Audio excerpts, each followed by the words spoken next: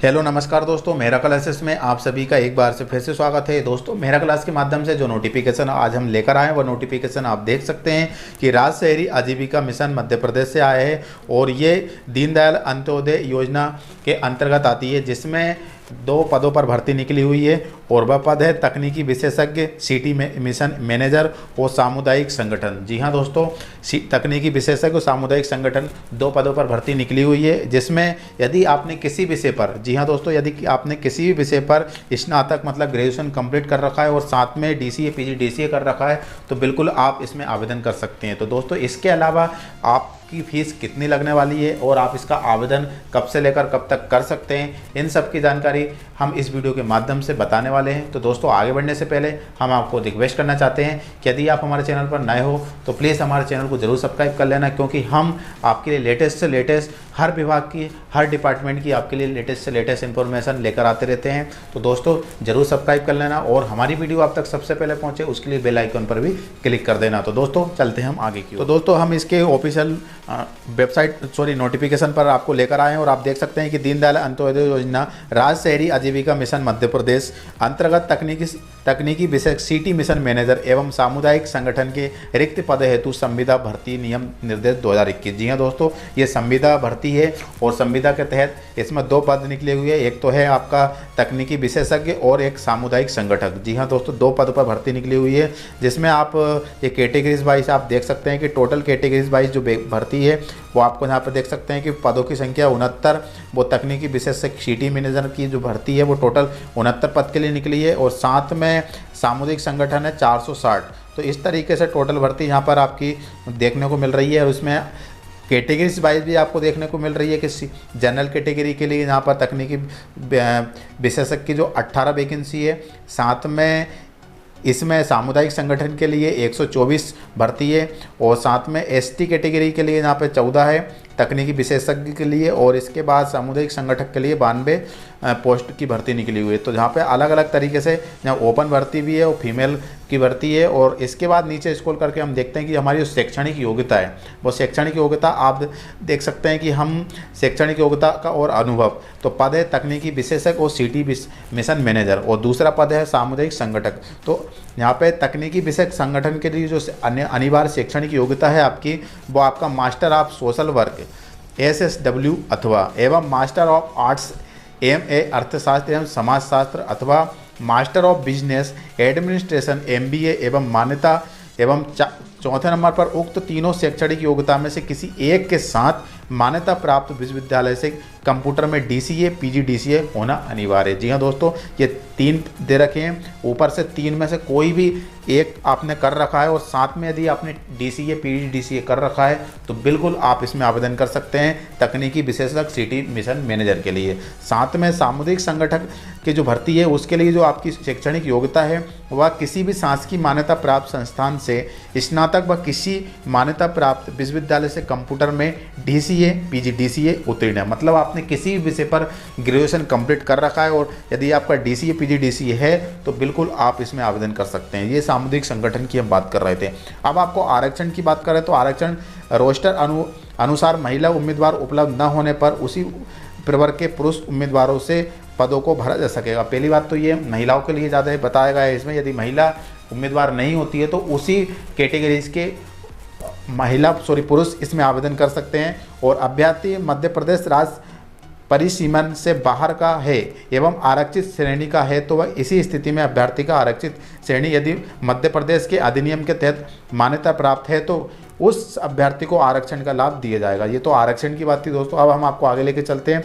अब आपको जो सैलरी कितनी मिलने वाली है तो आपको देख सकते हैं कि तकनीकी विशेषज्ञ सिटी मिशन मैनेजर का जो आपको सैलरी मिलने वाली है वो 30,000 रुपये पर महीने मिलेगी। साथ में सामुदायिक संगठन का मानदेय प्रतिमाह की जो सैलरी बनेगी वो आपका 12,000 रुपये, ठीक है ना। पहली पोस्ट के लिए 30,000 रुपये और दूसरी पोस्ट जो है वो 12,000 रुपये पर मंथ आपको सैलरी मिलेगी। आपकी आयु सीमा दे रखी है, तो आयु सीमा तकनीकी विशेषज्ञ के लिए जो आयु सीमा है वो 21 वर्ष से लेकर 35 वर्ष तक इसका आप आवेदन कर सकते हैं। साथ में सामुदायिक संगठन के लिए आपकी जो आयु है वो 21 वर्ष से लेकर 30 वर्ष तक इसका आप आवेदन कर सकते हैं। साथ में यदि हम नीचे स्क्रॉल करके देखते हैं तो आवेदन करने हेतु आवश्यक जो निर्देश है आप देख सकते हैं कि कृपया आवेदन पत्र भरने से पहले सावधानीपूर्वक निर्देशों का अध्ययन करना जरूरी है। ऑनलाइन आवेदन पत्र वेबसाइट के माध्यम से भरा सकता है, MP ऑनलाइन की वेबसाइट है, उस पर जाकर आप इसको भर सकते हैं। दोस्तों ये तो सब था आपका अनिवार्य, जो कि हम किसी भी फॉर्म को डालते हैं तो हमको सबसे अच्छे तरीके से इंस्ट्रक्शन, सारी इन्फॉर्मेशन क्लियरली समझ लेना चाहिए। इसके बाद हमको फॉर्म डालना चाहिए, और जो भी हम फॉर्म डालते हैं उसमें जो हमारी इन्फॉर्मेशन होती है, हमारी क्वालिफिकेशन से लेकर पर्सनल इन्फॉर्मेशन और कॉन्टैक्ट इन्फॉर्मेशन, वो सब हमारी क्या होना चाहिए, ट्रूथफुलनेस होना चाहिए। इसमें किसी प्रकार की कोई मिस्टेक नहीं आना चाहिए, क्योंकि उसी के तहत हमसे कॉन्टैक्ट किया जाएगा, हमारा वेरिफिकेशन होगा, और कहीं भी वेरिफिकेशन ना होने की स्थिति में आप पे कुछ कार्रवाई भी हो सकती है, और कहीं ना कहीं आप इस पर दोषी साबित हो जाओगे और आप पे कार्रवाई भी हो सकती है। तो इसीलिए हम जो भी इन्फॉर्मेशन देना चाहते हैं या देंगे, तो कभी भी किसी पोस्ट के लिए तो हमें हमारी जो इन्फॉर्मेशन बिल्कुल सही होना चाहिए।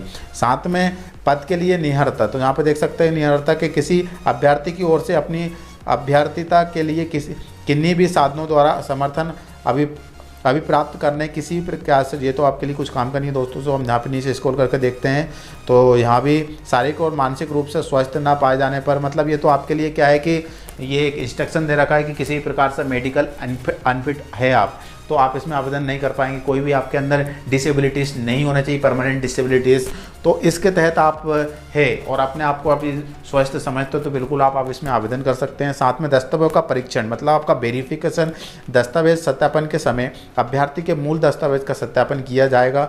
सत्यापन करने पर यह पाया जाता है कि आमंत्रित अभ्यर्थी विज्ञप्ति के अनुसार अर्हता नहीं रखता है तो उसकी उम्मीदवारी स्वयं में समाप्त जानी चाहिए।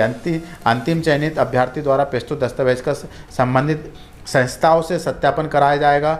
दस्तावेजों से असत्यता पाई जाने पर चयनित अभ्यर्थी को सेवा समाप्त कर दी जाएगी। जी हाँ दोस्तों, आपका ज्वाइनिंग भी हो जाती है। ज्वाइनिंग के बाद भी यदि आपका कोई भी, जैसे कि हमारा सिविल रिकॉर्ड या फिर हमारा कोई भी केस ऊपर चल रहा है या फिर हमारी जो भी आपने वेरिफिकेशन करा है उसमें असत्यता पाई जाती है, तो आपकी जो सेवा है तुरंत निरस्त की जाएगी और आपको बर्खास्त किया जा सकता है। तो ध्यान रखना, जो भी इन्फॉर्मेशन दो बिल्कुल ट्रूथफुलनेस होना चाहिए।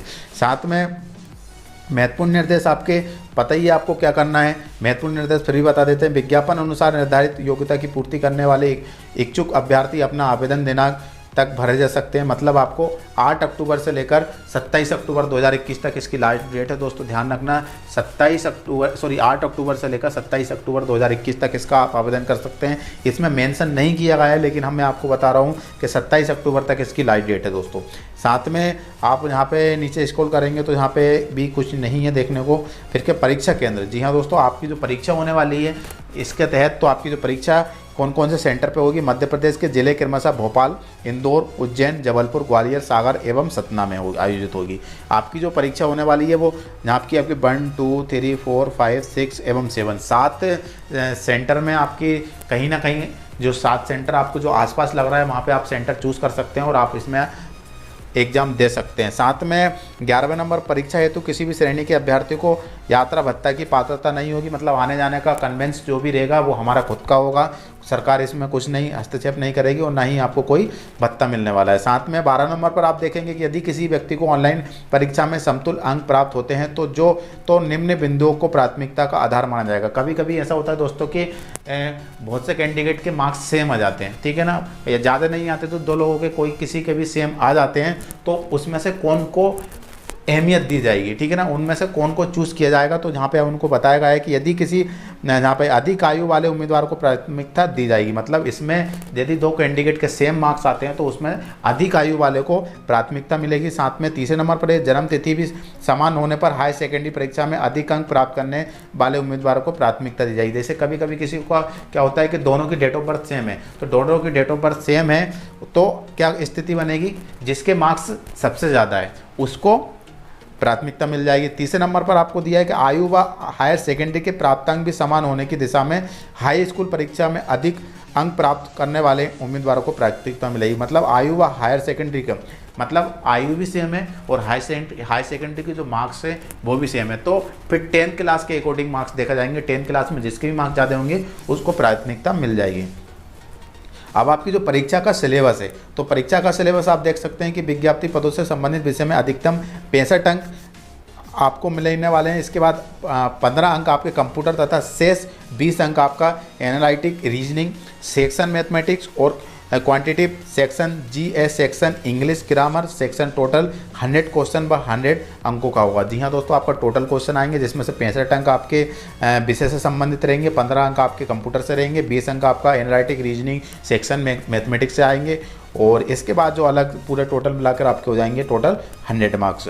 और इसके बाद न्याय क्षेत्राधिकारी किसी विधि संबंधी विवाद की स्थिति में क्षेत्राधिकारी मध्य प्रदेश के उच्च न्यायालय तक ही सीमित होगा। मतलब कोई भी स्थिति विवाद उत्पन्न हो जाता है तो आपका कहाँ तक ये केस जाएगा, न्याय क्षेत्राधिकारी विभाग का मध्य प्रदेश के उच्च न्यायालय तक, जो कि उच्च न्यायालय जबलपुर लगता है। ठीक है, तो ये दोस्तों यहाँ पे ये नोटिफिकेशन अब एंड हो चुका है और उम्मीद करते हैं कि ये इसमें आपको पूरी जानकारी अच्छी तरीके से समझ में आ गई होगी। यदि समझ में नहीं आती है तो हमें यूट्यूब कमेंट बॉक्स में या इंस्टाग्राम पर कांटेक्ट कर सकते हैं। वैसे ध्यान रखना 27 अक्टूबर 2021 की लास्ट डेट है। इसमें आपकी जो फीस लगने वाली है वो पोर्टल के माध्यम से 70 से 100 रुपये तक कहीं कोई भी ले सकता है इसमें MP ऑनलाइन के माध्यम से। बाकी ऑफिशियल वेबसाइट पर इसका कोई नहीं बताया, बाकी पोर्टल फीस आपकी 70 से 100 रुपये लग सकती है। एनीथिंग जहाँ भी आपको लगे अपने हिसाब से फॉर्म डाल सकते हैं। तो दोस्तों उम्मीद करते हैं कि ये वीडियो आपके लिए यूज़फुल और फ़ायदेमंद रहेगी। इसको शेयर करना ताकि सब लोगों तक इसकी इन्फॉर्मेशन पहुंच सके। तो दोस्तों इस वीडियो को यहाँ पर मैं एंड करते हुए एक नए टॉपिक के साथ एक नए वीडियो के साथ हम फिर से मिलेंगे। जब तक के लिए जय हिंद, वंदे मातरम, भारत माता की जय।